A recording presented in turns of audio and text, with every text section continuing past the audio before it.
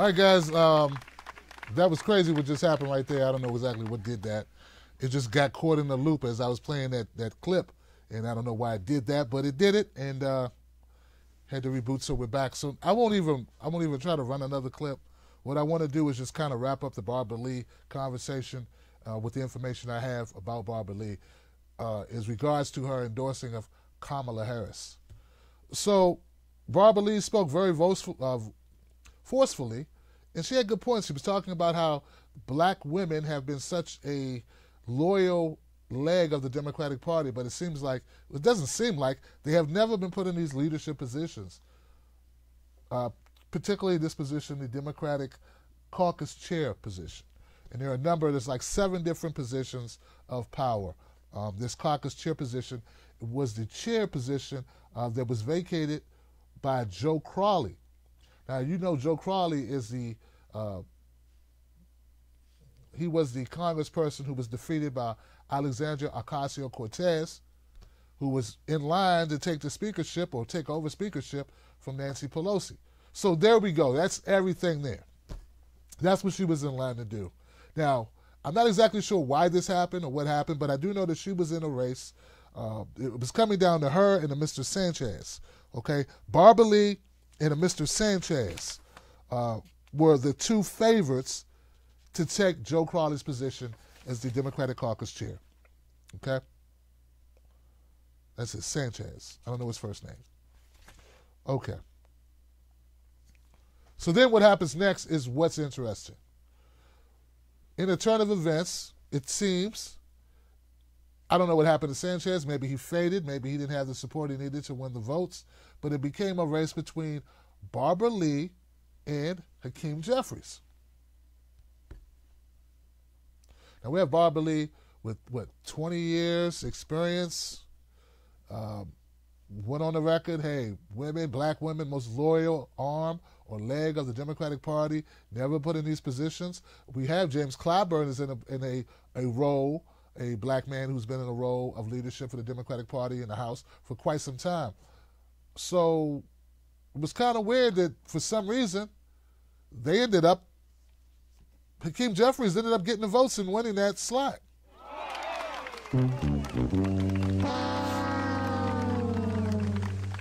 Hakeem Jeffries wins Democratic caucus chair race against Barbara Lee. New York Rep. Hakeem Jeffries, whom several Democratic colleagues view as a potential future speaker, narrowly won an intra-party contest for House Democratic caucus chair Wednesday against California Representative Barbara Lee. The vote was 123 to 113. So that's the background on Barbara Lee. She spoke out on a number of issues, anti-war, anti-death penalty, very supportive of a lot of social causes that progressives favor, environment, climate change. She's there, okay? Now, I know some people have hit me up and they said, Tim, there are some things going on in her district, my brother, that need to be addressed. So let's not full-throatedly endorse Barbara Lee. She looks great to progressives from a distance, but in her district, what has she done? I'm going to have to leave that for another discussion because I want to get to Kamala. So while we sit around going, oh my God, I can't believe Barbara Lee betrayed us. I can't believe Barbara Lee endorsed Kamala. Can I table this? Kamala has been chosen by the Democratic Party. Kamala Harris has been the chosen one for the Democratic Party. We were calling this in 2017. I did a long video about it, talked about it numerous times, numerous videos. Go to my YouTube channel. If it snuck up on you that Kamala Harris is the flavor of the year, that's because you've been watching some other people. There have been a number of folks who have talked about Kamala, and we saw this coming, okay? Barbara Lee voted for Obama, endorsed Obama. She endorsed Hillary Clinton. She endorsed Nancy Pelosi. Even after that long speech that you were watching before my machine cut out, where she was talking about how great Marcia Fudge was, Barbara Lee went right around and supported Nancy Pelosi over Marcia Fudge. Yeah, Marcia Fudge would be great, and we need more black women in this role. And I'm going to have to go with Nancy Pelosi, though. But Marcia's great. Don't you take nothing from Marcia. And I'm not saying there's anything wrong with what she did. I'm just noting the incongruity of the decision. Can we really be surprised that a person, regardless to what we think about her war record, regardless of what we think about her in the death penalty, regardless of what we think about her in climate change, are we really surprised a person who endorsed Hillary, Obama, or Obama, Hillary, Nancy Pelosi, now endorses Kamala Harris? She's been falling in line when it comes to leadership in the Democratic Party for quite some time. I don't know what has gotten her. But at the end of the day, what do endorsements mean? Are you going to be swayed by Barbara Lee supporting Kamala Harris? Are you? I don't think you're going to make a decision about who you vote for based on what Barbara Lee says. Maybe it will impact California. Yes, I understand that. But in the grand scheme of things, there's still so much time left. So much can happen. I don't even think the whole field has been announced at this point. So, what I want to caution people on is I don't want to see people bashing Barbara Lee. It's not because she's a black woman. It's not because she's been in Congress 20 years. It's because she has the right to support who she wants to support and endorse who she wants to endorse. We also have the right to not support who she endorses. And we have the ability to push back. You now have media, independent media, that's not controlled by the Democratic Party or the DNC or even the GOP, because we still call out Trump on this channel. One of the failures I've seen, and one of the things that separates me, is that I don't have a problem calling out Donald Trump. If I think he's wrong, I call it out. You now have independent media that will call it out. That's what we need to do. We do not need to demonize Barbara Lee, because all it does, similar to when people are commenting about the skin tone or the ethnicity or the lineage of Kamala Harris, they just use that against us. They say, see, you're focused on this. Meanwhile, they don't mention that we've also brought up very substantive charges about her record. At the end of the day, that was the issue with Shannon Sharpe. That has been the complaint that we have had, is that Kamala Harris has been a cop, a district attorney, and an attorney general who was not soft on crime. She couldn't be. She ran to the right, to the left, and to the right again, and now she's running back to the left again. And we don't know who she is, and I don't think I much want to find out at this point. So I'm going to close it up. I'm going to open up phone lines 319-527-6212. Sorry for the technical difficulties. I just want to say one last thing. We don't need to go after Barbara Lee. I don't need to go after Shannon Sharpe. I didn't go after him. I responded to his tweet, but you get what I'm saying. It's about bigger issues than that. I will continue to speak truth to power. I'm here to support people, not politicians. That's my job. If a politician is supporting the people, then I will give them the love and support for doing that. All right, guys. Thank you so much, guys. Appreciate y'all. Let's go to our first phone call, 319. 319, I'm sorry, 917. Can you hear me? About bigger issues than that. I will continue to speak truth to power. 917. I'm here to support people, not politicians. That's my job. The politicians support. Yo, Tim Black, it's KJ from Bed-Stuy, Brooklyn. Can you hear me, brother? I can hear you, man. Can you hear me? He can't hear me. KJ can't hear me. It's because I had to reboot this PC. Hang in there. Hang it. Do not hang up. Do not hang up, KJ. I know what the problem is, and that's because I just didn't want to have to reboot that PC. Yeah. Anybody on the phone lines, please stay on the phone lines. Stay on the phone lines. Stay on the phone lines, guys, because this problem is a typical problem of it takes two PCs in order to run this show, and if you have to reboot one, you have to reboot the other. and I always forget that, and then I try to avoid doing it because I always think maybe this time I won't have to do it. Well, yeah, you got to do it. It's technology. It's not because it don't care about how you feel. Technology doesn't care about how you feel. Your feelings don't matter, all right? So, yeah. I know I got a feeling my comment section was lit. They didn't like I got a feeling that some people, really not feeling my Amazon situation. And all I'm saying is, what are we going to replace that with? Because I want to think like the people who are looking forward to the jobs. And it's a shame that we don't have other alternatives. So we need another alternative plan. Okay? We need other alternatives that we do support, that we can push for. And I think we need to do that right away. Like if I was Alexandria Ocasio-Cortez and those other Democrats in the Senate there, in the state Senate in New York, I'd be pushing vigorously for a solution and a different path, another something to supplement, something else to take the place of that, because they're going to be people running on that issue. Oh, you can't tell me that you're hurting for jobs and you want universal basic income when a corporation as big as Amazon comes in and offers you 25,000 jobs. You say, no, get out of here. And actually, Bill de Blasio saying he didn't tell me to get out of here. They just decided to leave because they didn't feel like they needed to make any concessions. Anyway. And I don't know everything about that situation. I'm sure there's more information that we can get from it or about it. Just follow my logic on it. I just think that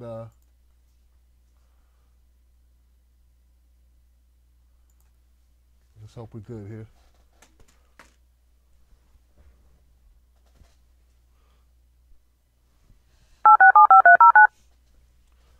Hang on, y'all. Hang on.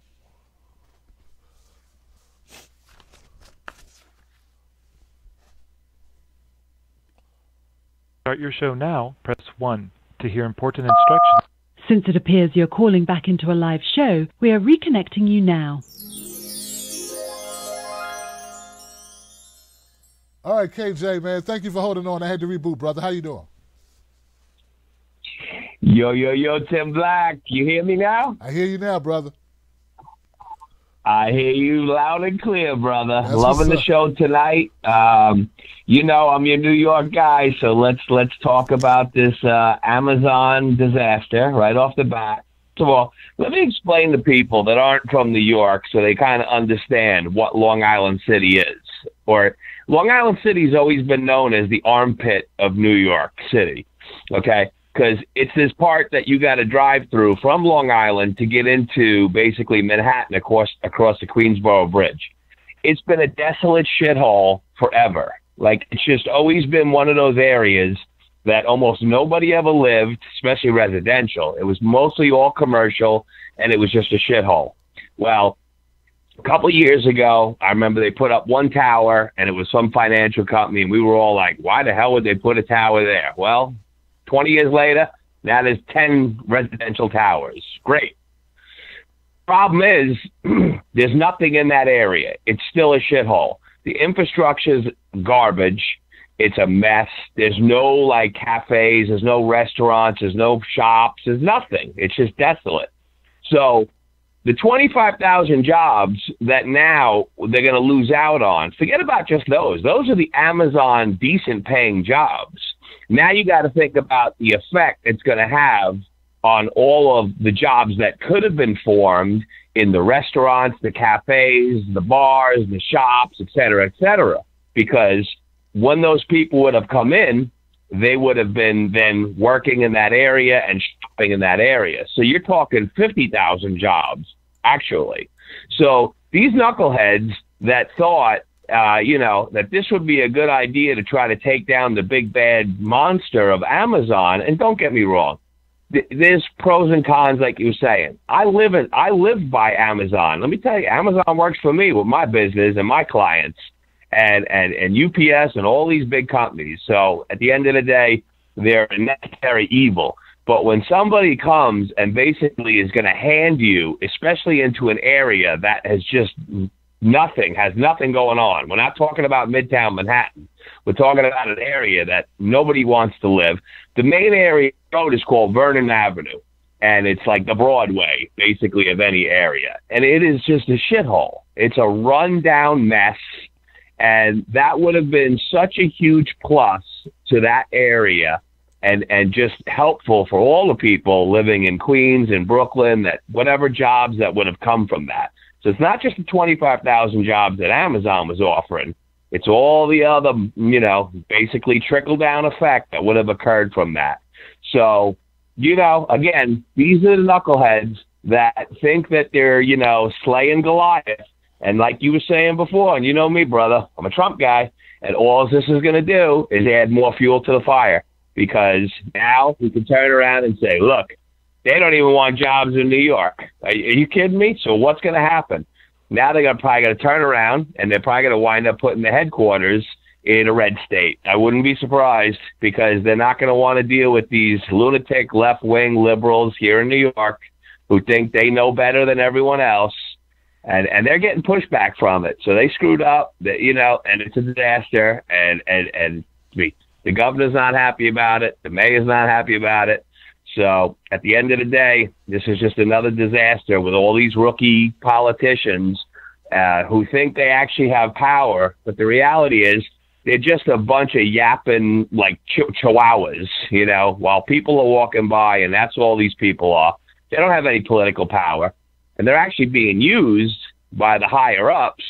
But this is just a game, and it's unfortunate that it's happened, especially in the area of New York City, because it really could have used the help with the jobs and the infrastructure. But that's all I want to say, brother. Thanks for taking my call. Have a great night. All right, now. Thank you, KJ, for your call. And KJ said shithole like 18 times. That's a Trump supporter, man. Shithole countries, shithole neighborhoods. Now, I remember Long Island, because Erica Garner, who I considered a friend, if I'm not mistaken, that was her neighborhood, or that was the location where her father was murdered by NYPD. Now, I wonder, I always wonder about gentrification, which is when you bring in something like an Amazon and people get priced out. They do renovations and they kick out all of the current residents, basically. They make it so unaffordable for them as they build up. I always think about that, and you always have to say, okay, how many people are going to be hurt by that? I know in D.C., we've had that problem where, okay, we're going to revitalize this neighborhood. They revitalize you right the hell on out. So I understand people's concerns about that. I guess I just need more information. I would like to have somebody call in from New York. And I think it's important to call in from New York, right? Who's on the other side of this equation? Who feels that it was a good thing Amazon's not going to come there, and why? So if you're one of those people that live in New York, and you can give me some pushback to what KJ's saying, other than theory, other than, oh, well, it's not good, and I can do that, but I'm talking about people who actually live in New York, who understand the issues, who understand Long Island City, who understand the neighborhoods, and what it may mean, what it may have meant to those people in that area. All right, guys, thank you so much. I'm going to go to the next call. 770, you're live on Freedom Friday. What's your name? What's your comment? What's up, Tim? This is Dave from Stone Mountain. How you doing, man? Hey, man, thank you earlier, Dave. I'm doing good. How you doing? I'm doing all right. I was just listening to KJ, but I'm going to let that one slide, man. Hopefully someone will rebut him when they call up, because I really wanted to call about Kamala. I hate to rag on her, man, but, everything about her is wrong, man. And it just something wasn't sitting with me right tonight. More than just, I don't understand how anybody in their right mind, and I've got a lot of Arabic blood in me. My grandmother was full-blooded Lebanese, but I'm pretty much a white boy. My granddad was Italian, my dad was Scottish, so even though I grew up in a Lebanese family, I I'm kind of a white boy from Georgia, you know, and I just don't see how anybody could ever vote for someone who is on national television bragging and laughing about doing the very drugs, breaking the very law that she used to ruin people's lives. You know, when you put someone in jail for marijuana, especially felonies, which, I mean, selling weed is much less dangerous than selling tobacco, causes cancer. I mean, you're talking about ruining families' lives, children's lives. And to laugh about doing the very thing you lock people up is disgusting. But it goes far beyond that, Tim. We know she's the anointed one. We've known this. I think anybody who pays attention knows this. For 2 years, they've been prepping her. And that got me thinking. And when I think shit's going down, man, 2 years ago was the Democratic primary in California. And she was the Attorney General. And I wasn't sure about this, so they call this investigative reporting, Tim, apparently. And the California Democratic primary, I believe, was June the 7th. I looked it up, June the 7th, 2016. And Kamala Harris was the Attorney General all the way until the end of 2017. And we're just going to ignore the fact that there are reports that she slept her way into getting appointed to some positions. I mean, that's enough right there to disqualify her. I mean, I understand women and black people have to do what they got to do in a way, like old Steve or whatever his name was saying, but god dang, man, you can't become the very thing that you oppose. I say that all the time. It's funny that you mentioned Barbara Lee saying that. But we're going to ignore that, the fact that she maybe didn't earn her positions. And if you'll remember, you know, the Attorney General is the head honcho of the whole state's laws. I mean, figuratively speaking, she is the man. When it comes to any laws that are broke, the buck stops with her. The end. Full stop.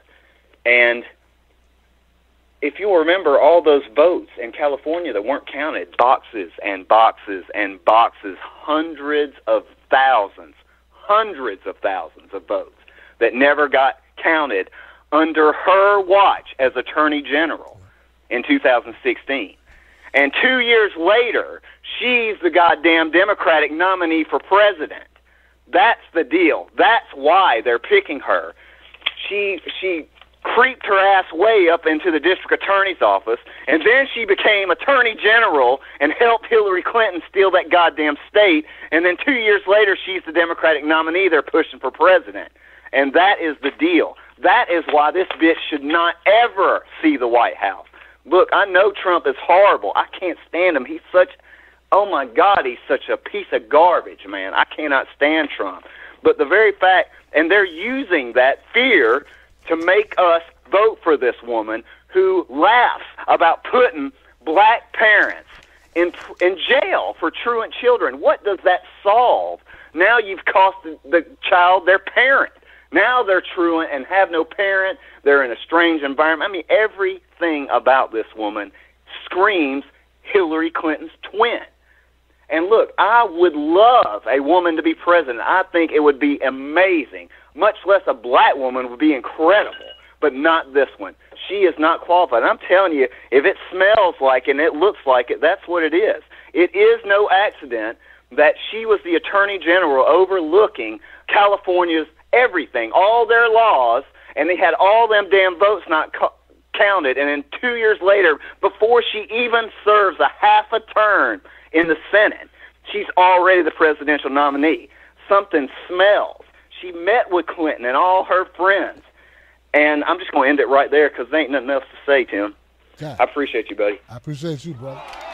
Wow. Wow. God, didn't even serve a whole term. Man, boy, they say when you get your back scratched, you get your back scratched. When they say tit for tat, quid pro quo, that's what they mean, don't they? Goodness gracious. All right, 9:07. You're live Freedom Friday. What's your name? What's your comment? Hey, it's the old lady from Alaska. Hey, how you Hello? doing? Hey, how you doing? Can you hear me? We hear you. All right. I love the young man from New York, and I I got a rebuttal. Okay, I live in Alaska, but I go to Seattle a lot, and the governor there's Jayapal, okay, and she's kind of like the den mother of all these new youngins, AOC and Ilhan and all of the young other ones there. This is what happened to Seattle when they got the headquarters there for Amazon. They went to an armpit part of Seattle and set up headquarters. And in their time, they made a whole lot, I mean, like billions of dollars. But the problem was that the whole state, the Jayapal and the city of Seattle said to all businesses, the top 500 makers said, hey, listen, because y'all moved in and you've got people here and you didn't bring as many people and then you didn't hire as many people as you said you were going to, you brought them in. It's economically affecting the city, and your gentrification of areas have displaced people, and we have a large homeless population now. We need you to kick in a small percentage. They've literally a small percentage to go to a kitty to help the homeless people that you displaced. And that was what made Bezos say, fuck this, we're going to make another headquarters. And then it was all a game about making a bid for, who's going to get it. And it was always going to be New York. Okay. Now, Jeff Bezos made $11.2 billion this last fiscal year, okay? And that was just in the last quarter. They all decided, all those 500 companies said, yeah, we'll kick in this money.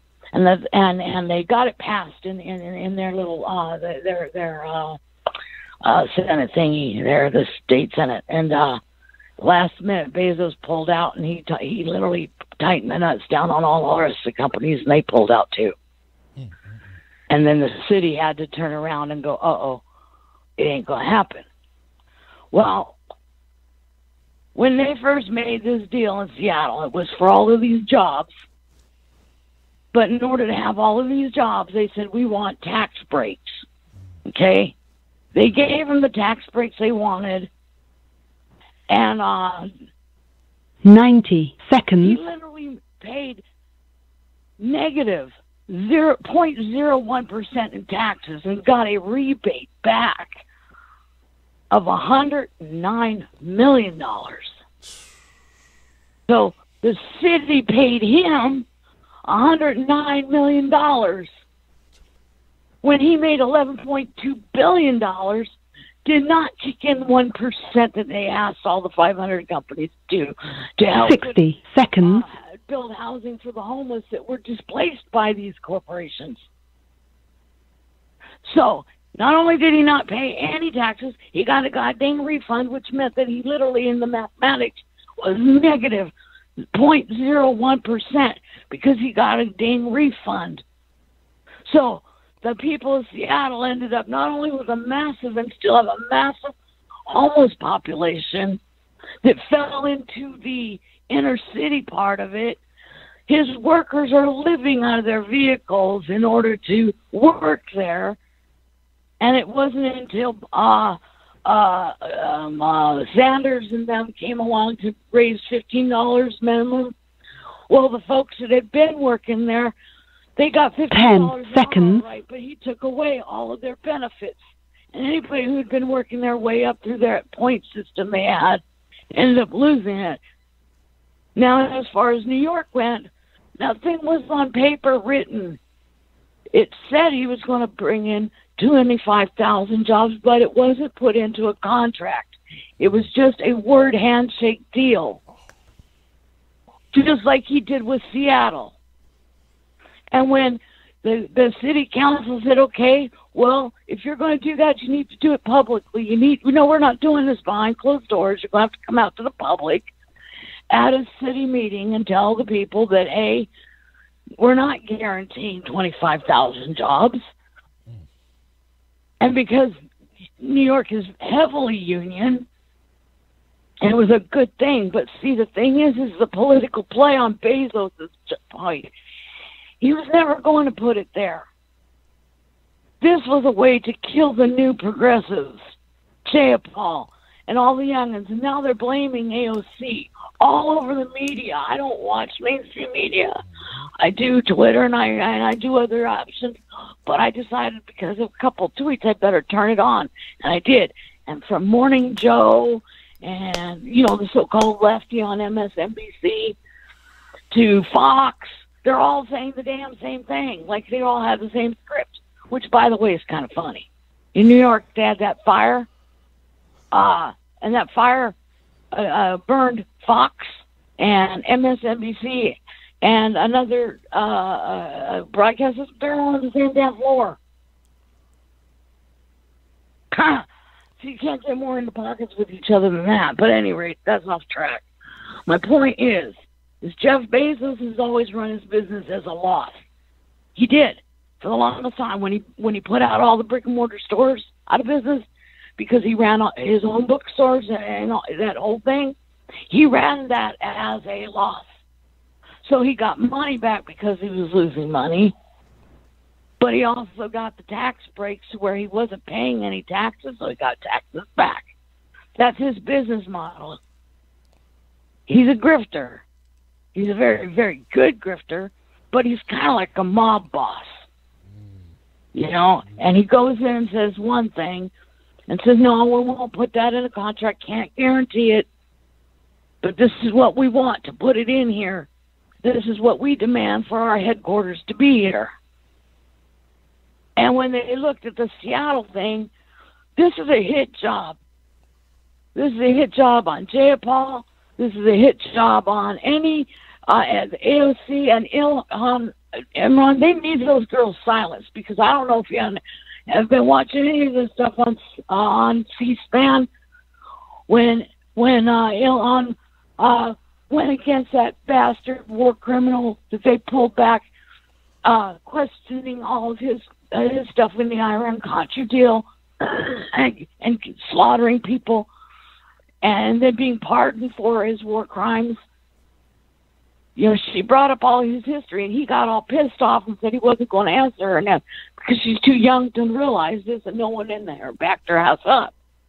She should have told him, excuse me, you're in front of Congress, and you are not going to refuse to answer Congress because that's contempt of Congress, and I'll have the sergeant of arms come in here and take your little butt over there to that little tiny jail seat. It's kind of like a little timeout room until you decide you're going to answer questions. Wow. Well, that pissed off all of them. And then you have 3 days before that, you had AOC on there talking and breaking it down to everybody how government really works. That there is no restrictions on how much money, dark money or otherwise, that they can receive. And that there is no restrictions on the president anymore. We've changed our Constitution so badly that what we've done is we're as I've told you many times before, we are corporate captured. Period. We don't live in a nation. We live in a multinational corporation. It's no mistake that 80% of all workers are live paycheck to paycheck. This has been by design, and it's worked out very well over the last 40 years. George Herbert Walker Bush, the first Bush, was the head of the CIA under Nixon. We had a president who was the CIA. Okay. This is not, I'm sorry, I know I take too long, but the fact of the matter is there's two sides to this coin. And New York dodged a bullet because they came up short. I think it was like $2 billion or almost $3 billion in their fiscal year. Now, can you imagine Bezos coming in and doing what he did to Seattle to New Yorkers? Well, Laura, what would happen to them? Right. Laura, I just want to thank you so much for calling in. I just want KJ to go check it out. Just check it. Just Google it and Google Seattle, Jeff Bezos deal, and you'll realize it. And by the way, on the last thing, I agree with the last caller about Kamala Harris. I've been on her butt for 3 years. She has gone secretly the last time to AIPAC to have a backdoor discussion with Netanyahu and spoke in front of AIPAC even though she wasn't listed. And the year prior she spoke. And they've been priming her. Yes. And the thing is when AOC brought that up, saying I'm not AOC Ilhan, and I can't remember her last name, right for me, poor young lady. But when she said, "Hey, it's all about the money, baby," that wasn't a trope. It was about a song. And the fact is, she's talking about AIPAC, not Jewish people. She's talking about a lobbyist group, just like the NRA or anything else here. But the difference is they're from another nation, and now we are writing laws to silence Americans under the First Amendment rights to protest. Under BDS, we have the right to not buy from anybody. It worked for South Africa. How is it that another country is telling our nation how to write laws and put us in jail for an anti-BDS movement, and it's peaceful? All that we're saying is we want you to sanction them, and we're in bed with the Saudi Arabians. It's a mess. Okay, Laura. But they got these young I got to leave it there, Laura. I got to leave it there, Laura. Not... Thank you, Laura. I appreciate the phone call. I do. I just want the information that you just dropped regarding Amazon is so important. I was looking for that information earlier the day before going to the show. Now, I got some good people that support this show, and they want to know the truth, and we want to look at all points, all advantages, and that's where it comes in. Like for me, I was told the whole KJ side of the argument, right? But I did not think about looking at Seattle, looking at what he did with his primary headquarters, and what's it look like. And you are absolutely right when you say the homeless population in Seattle has exploded. And I've also on this show I have covered the deal that Ro Khanna and Bernie Sanders, the Subsidies Act, the Corporation Subsidies Act, I forget it, the Bezos bill is what they call it. Anyway, it's the Bezos Act that Bernie Sanders and Ro Khanna championed, and Ro Khanna came on this show to talk about it. So I'm with you there, totally with you there. Thank you so much for that information. That's great. It's great to put that in there, put that in the brain. Also, I did a video about Ilhan Omar. I did a video about her, and I talked about I had the same comments that you had. It's weird because my video, for some reason, it was clipped off, like the first 5 minutes of my video did not appear. So what you have, if you go to my YouTube channel, you'll have me talking about Ilhan Omar, and it'll be like it starts abruptly, and it's not including some of the other points I wanted to make in that video. Maybe there'll be a reason for me to go back and upload the full video, but I support Ilhan Omar's ability to do what? To criticize a lobbyist organization of a foreign country.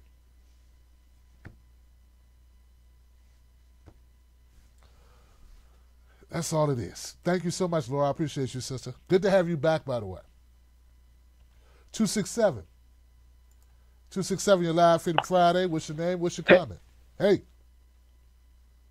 Oh, hey, sorry about that. This is Philip from Philly. How you doing? Hey, Philip, what's on your mind, brother? I'm not from New York. I do have some friends from there, but I'm not going to touch on that just because, I've never lived in New York, so I'll leave that to them to rebut whatever she said. But I personally, if I had to judge, I would agree with her. But anyway, I did want to talk about Kamala, and I've been on my little crusade because I am an independent, I am progressive, but I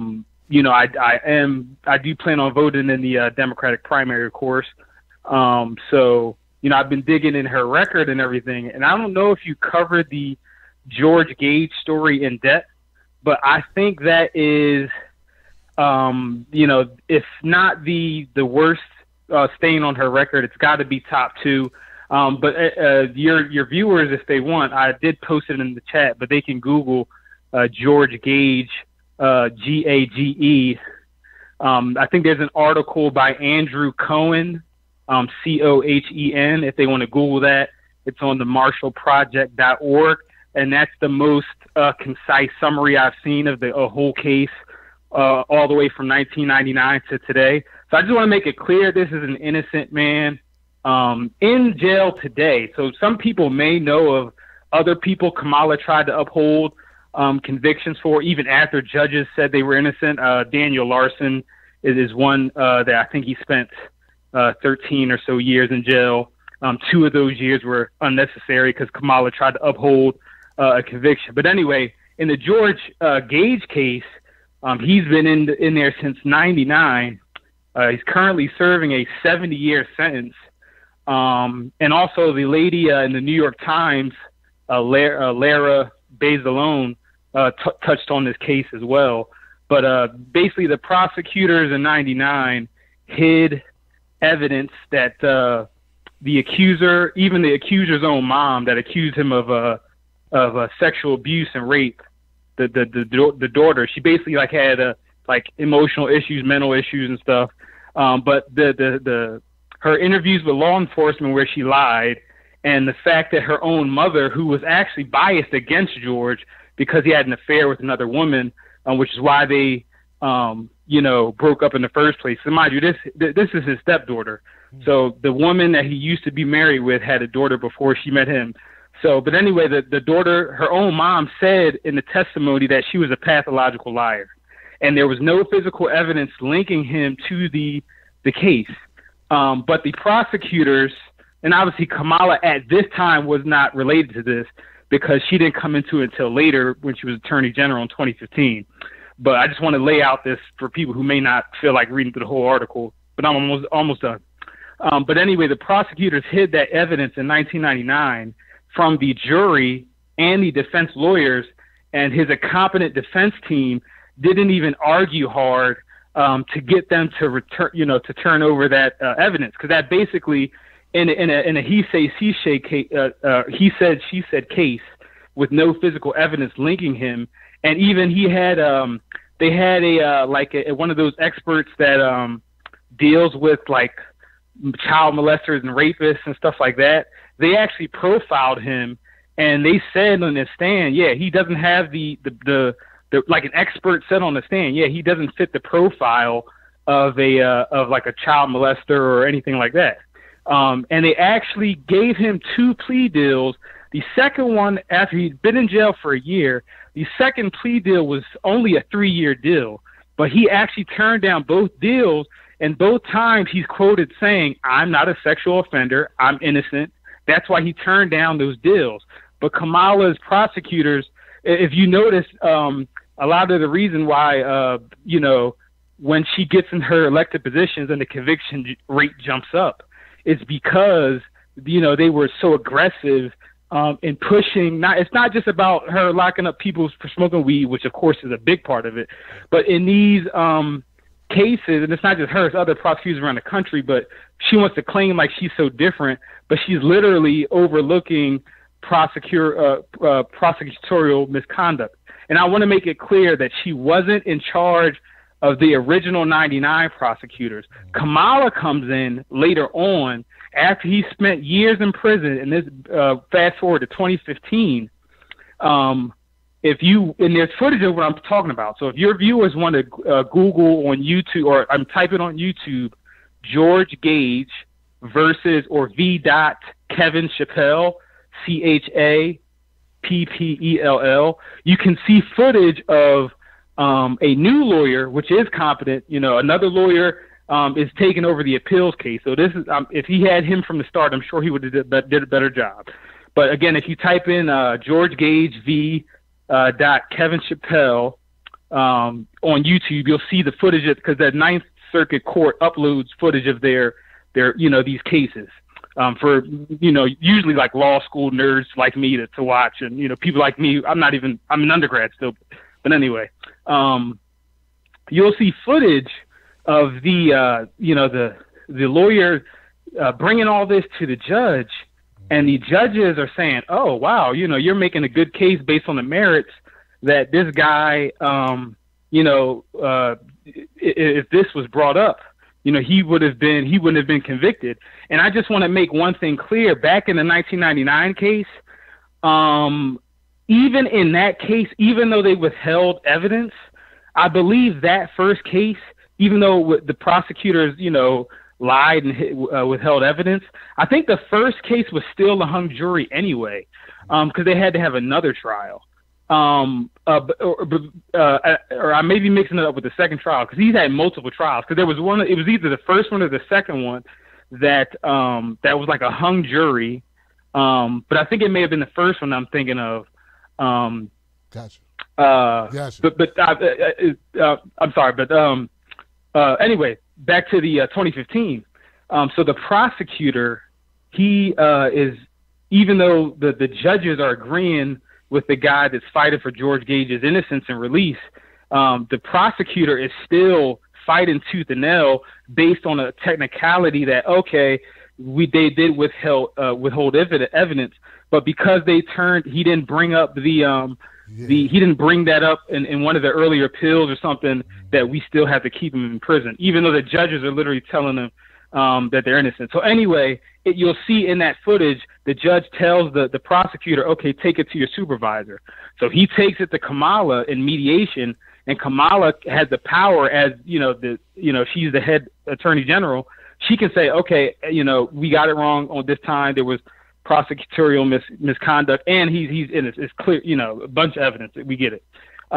She actually chose to withhold the conviction, and because of that, and there's some it's AEDPA, some law that Republicans passed in like the 90s, to where even if you're innocent, the standard to prove your innocence is so high that literally it almost makes it impossible for even innocent people to get off. So literally, even as clear cut a case as this, because of Kamala withholding the upholding the conviction because she said he turned in paperwork, or he didn't bring up the issue correctly or something like that.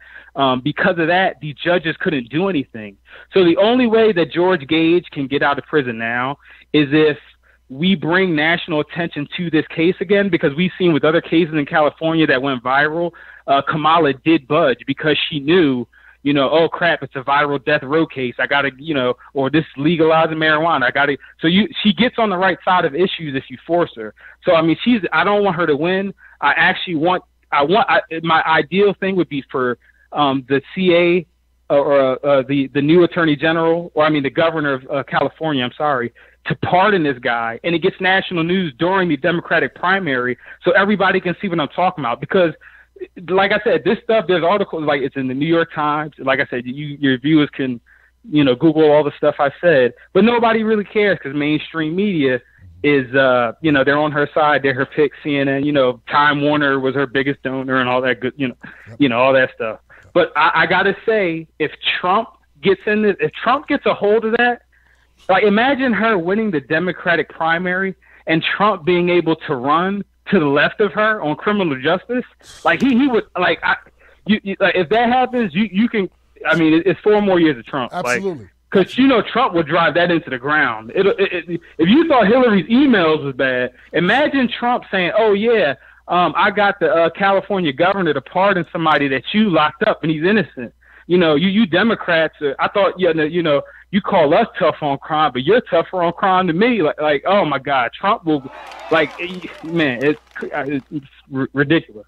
I gotta leave it. Look, but yeah, Philip, I didn't want to take up too much time. No.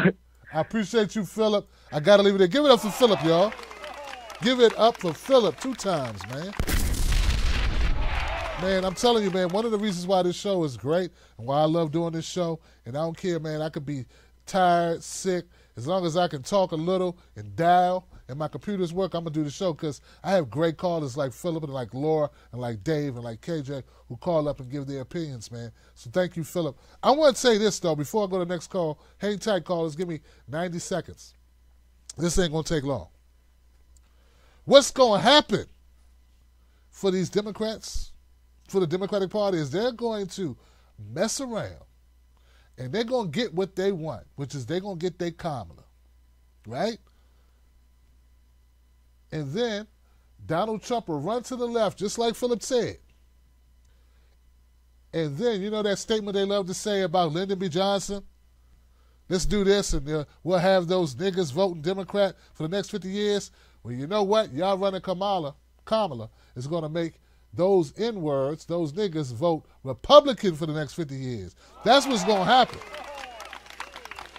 That's what's going to happen. What you fail to realize is that, see, there's things that should not occur in the natural order of things. Not if you have a party that has convictions. There's 5 things about Republicans and conservatives that you can count on. Christian values, family values, that's what they're going to run on. Military, law and order, guns, pro-life. Those are 5 things you can count on from the conservative standpoint. You're not going to find a Republican candidate running for president who doesn't support guns, who doesn't support military, law and order, who doesn't support pro-life, and does not support Christian or religious freedom. Those 5 things. But see, the Democratic Party has no such convictions. They're saying, we'll run a cop. We give 2 damns about the crime bill. That is part of the reason why Hillary Clinton lost. We give 2 damns about that Joe Biden crime bill that Bill Clinton pushed through, that sign that Hillary Clinton went around selling. We give 2 shits about how people feel about it. Not only do we not care, we're going to support Hillary, we're going to go ahead and support Kamala, someone who carried out 3-strike law type policies during her tenure as Attorney General and as District Attorney. And they could care less about what the people think about it. If you don't think there's going to be repercussions for that, let me tell you something. You can send all the people that you want after us independent media folks. You can call us bots, all you want. I'm telling you, the American people will not go for it. They won't. Mark my words. All right, we're going to the next call. 215. Oh, I'm sorry. 343, and then 215. 343, you're live, Freedom Friday. What's your name? What's your comment? Hey, Tim Black is your friend from Kingston, Ontario, Canada, who's fully healed from surgery. How you doing, my friend? Hey, how you doing, Pat? Doing awesome. Actually, my thyroid's been healed. I don't have that just a fist-sized thyroid in my fist and my throat anymore, so it's good. I feel fine. And I've lost some weight since after surgery, so I'm doing fine. So yeah, man. Yeah, I'm doing pretty good. Well, I'm glad to hear it, Pat. I'm glad to hear it. What's on your mind tonight, man? Well, there was an altercation regarding one of my Facebook accounts. The one that I usually message you on got nuked, and my Instagram got nuked too. Apparently, I violated their terms of services on services on rights and responsibilities. So I can't use that account anymore. Apparently, I have some drama queens and people who want to silence my dissent and say that I'm considered a big threat when I talk about politics, or about police reform, anti-war, or anti-stuff, like against the corporate state. They think that's a threat on being a violent person. So I got old high school friends, old college friends. They're all browbeating on me. So they reported my account with a whole bunch of troll accounts. And as I wake up on Saturday morning, I got deleted. So I got 2 accounts. Thank goodness for that. So the censorship is atrocious because apparently I made some gestures towards people that were considered not to their terms of services, or they didn't like what I was saying or whatever. So someone had sent me a message that stating that they were going to do a coup on me. So they got one of my account nuked. So that's besides the point. But it's in regards to the Venezuela coup that's coming up. RT actually had an article today stated that Maduro has pushed his troops to the Colombian border because the United States presence is actually there in Colombia right now with John Bolton, Abrams, and, Pompeo and stuff like that. So I think there is going to be a very, very big, huge conflict that's going to happen soon, and hopefully it doesn't, turn to bloodshed. But there was someone who stated that they believe in Marco Rubio won the Venezuela coup or Israel-Palestine with Omar Alan. which I support Ilhan Omar, very much so on the Israel-Palestine situations, pro-BDS. And there was a thing that people forget from 2017. It says in 2002, the United States gave a thumbs up to the coup in Venezuela. In 2007, Venezuela nationalized Exxon's assets. Secretary of State Rex Tillerson was the CEO. Venezuela has been a longtime ally of the anti-Zionist Axis of Resistance, Iran, Syria, Palestine, and Hezbollah. In 2017, the Senate passed a bill to support a regime change in Venezuela. Is it any wonder they're being attacked? And it says from Mint Press News, the United States and Israel control many opposition leaders in Venezuela to extinguish the flame of Latin American independence. So all this stuff with Juan Guaido being the so-called president of Venezuela, there you go. 2017, they passed a bill to do the regime change. So I think they're trying to ramp it up, so to speak. And Canadians are being part of the lapdogs because Canadians are getting themselves involved with Trudeau, accepting Juan Guaido as the president, which is not like democratically elected, because Maduro is the official leader. So, right. You know, this is all BS, and hopefully there's no conflict or whatsoever. Okay. And speaking about the Amazon deal, one person you should interview that was on the Jimmy Dore show this week, the Mickey Economist. She could give a little bit more context on the Amazon thing and maybe give a little bit more perspective on what really is going on in New York. So anyways, you have yourself a great week there, Tim, and keep on speaking truth to power, my brother. Have a good weekend. All right, Pat. Thank you for your phone call. 215, you're live Freedom Friday. What's your name? What's your comment?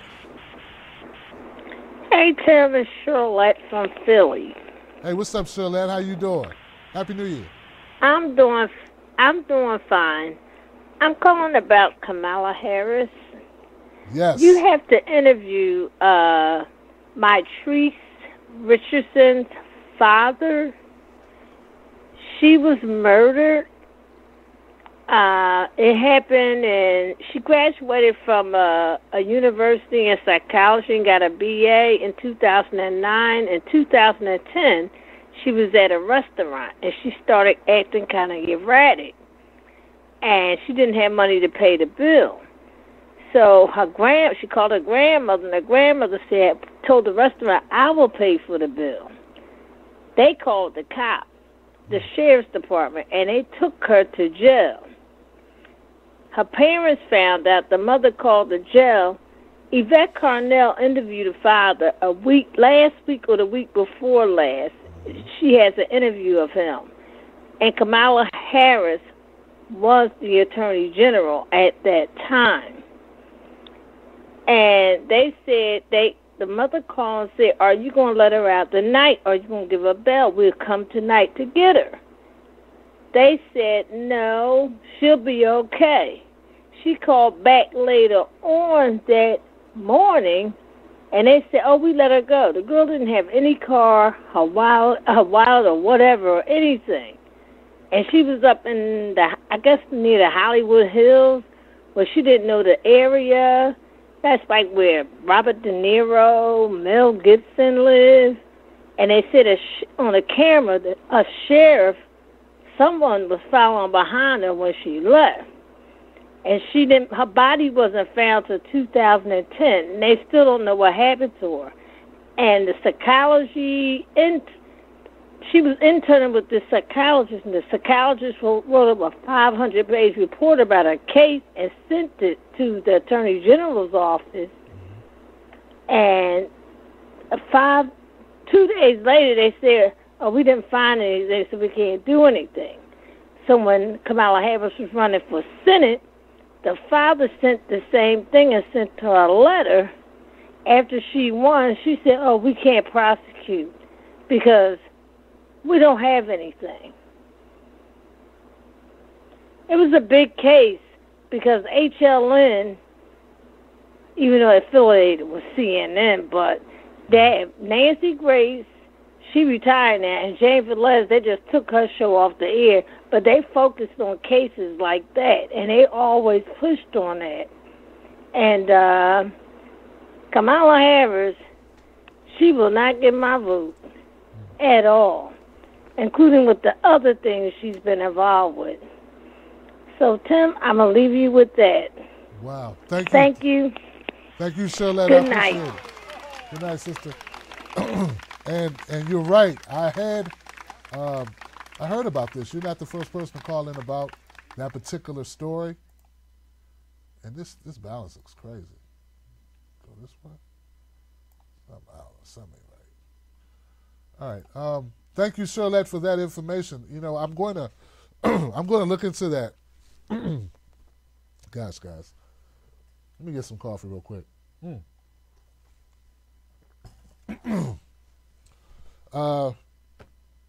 It sounds like a very interesting story. I did not watch that particular live stream from Yvette Carnell. I do know that Yvette Carnell and Antonio Moore do great work. I just want to say for the record that I support all folks who are doing work that impacts the community in a positive way. So and definitely I want to take a look into it. And Patrice Richardson, I have heard the story, and I am interested in bringing that father on to put further fuel to the fire under solving the case of what happened to his daughter. And we have covered stories like that on this channel, and I think that's something that we should do more often, is have real stories, real cases, open cases, and justice, fight for justice on behalf of regular people. Next call. 434. Hey, what's going on, Mr. Gukata? I can't hear you, my friend. You're really low. I'm just listening tonight, man. Oh, you just listening tonight? Okay, man. Give it up for Mr. Gukata. Hey, look, man. If he ain't on YouTube, at least he listens to the show. Him and Nambi, they listen to the show. I felt bad. I saw you in the queue. I was like, I wonder if Mr. Google going to actually comment. And anyway, guys, I just want you to know this show's been around for a long time, and a lot of the callers, they're like family. I've known them. I feel like I know them personally. I've known them for years, like Charlotte, KJ, Dave. I'm getting to know Pat, and these people have been calling in for a long time, and Mystical Card is one of them. Become a member of my Wolf Pack.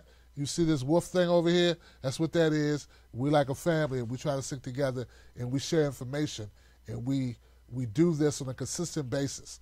So I like to think we got very informed viewers. I got another call in the queue. It's a 917 number. This is like a New York number. You're live on Freedom Friday. What's your name and what's your comment? Hey, Tim. It's Kennedy from New York. Kennedy, another New York caller. I was right. Talk to me, Kennedy. Correct, man. 917 original. That's it. Talk to me, man. Yeah, native New Yorker, born and raised. Yeah, this is great, man. What do you think about Amazon and the whole deal with Cuomo and Blasio? All right. Well, New Yorkers, we shoot from the hip. We tell it straight. I'm so glad that we fought Amazon and got them the hell out of Dodge. Bezos is horrible. He was trying to sneak in all of this, anti-union, rezoning. He wanted to create a helipad. He wanted to $3 billion handout from Cuomo and de Blasio. Nothing for the people, nothing for infrastructure, just a big $3 billion handout. And seeing the news, the way they reflected on the mainstream media has been unbelievable. They have, they dangle the carrot of 250,000 jobs, and you got all these people, local working class people on the news saying, "Oh, we can't believe it, we wanted those jobs," and they're fighting the people who are actually helping us to preserve our city, and they're only showing the few people who don't understand. Those are executive jobs. These jobs are not going to go to you. You're a working class person, They're not going to give you the shop. They're going to import their own 250,000 people from other. This is a corporate office. This is not going to be a fulfillment center. This isn't going to help the economy. This is actually going to price you out. Ooh. And one of the things that I immediately saw was a 30% skyrocket of the rents in that area. So now they have on the news, again, mainstream media, they have real estate people saying, oh, this is so terrible. You know, we were expecting to do so much better. And of course they're expecting to do so much better. They're selling luxury real estate for 30% of what it's already costing right now, and it's already unaffordable. And they use the language, the terminology, affordable housing. But what they don't say is that that sounds great on paper, but real affordable housing, it's not affordable. It's just a term. You have to have at least $80,000 to be able to get into a base level apartment in one of those affordable housing units. And they say, oh, well, you know, in order to get into these places, you have to be able to prove that you can pay 80 times the rent. 80 times the rent. And you have to have a guarantor. And they've made so many loopholes. So many people are either stuck in the apartment that they're in because they can't get out of it because it's too expensive to get into another place, or they find themselves being priced out and having to move further and further away from the city. So you're moving, you know, whole communities are uprooted, and some prices are skyrocketing for some, you know, some areas. And I mean, I myself, my rent shifted. My rent skyrocketed by $1,000, and it was like in 1 year. So I pay $1,000 a month more each month compared to what I was paying. I haven't got. It's not like they gave me a washer dryer. It's not like it's not like they repainted my place. Same apartment, but the prices have gone up because there's more desire. There's more people pushing in, but it's not real. It's not sustainable. Hold on. People who hold on a second. You said you pay $1,000. Oh, I'm sorry, Tim. You said you pay $1,000 more a month. A month. Not a year. A month. Unfortunately, a month. I went to court, and because I live in a private house, because it's under a certain amount of apartments in the dwelling, they can charge whatever they want. So